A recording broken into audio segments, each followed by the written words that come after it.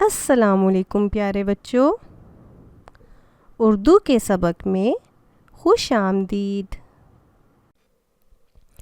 پیارے بچوں، آج ہم اردو کے حرف سے کے بارے میں پڑھیں گے۔ پچھلے سبق میں ہم نے ٹے کے بارے میں پڑھا۔ امید ہے آپ کو ٹے کا سبق یاد ہوگا۔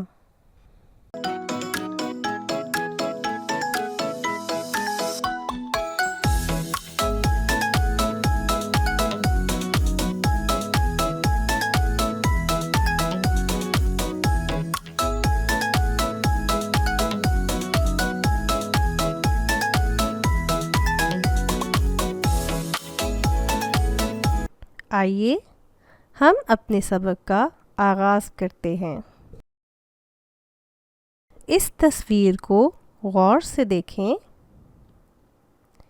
اس تصویر میں آپ کو کیا دکھائی دے رہا ہے؟ اس تصویر میں دو بچے دکھائی دے رہے ہیں، ایک ثنا اور دوسرا ثاقب۔ میز پر بہت سے ثمر رکھے ہوئے ہیں۔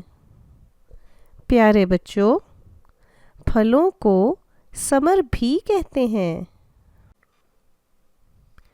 ثنا، ثاقب، ثمر۔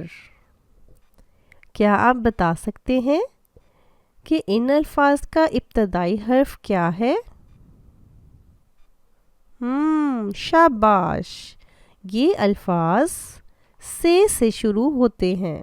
پیارے بچوں، سے ایک ایسا حرف ہے جس سے زیادہ الفاظ نہیں بنتے۔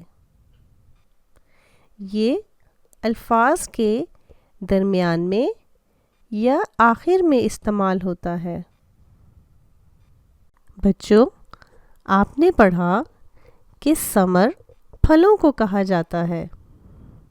کیا آپ مجھے یہ بتا سکتے ہیں کہ گرمی کے موسم میں کون کون سے پھل ملتے ہیں؟ شاباش!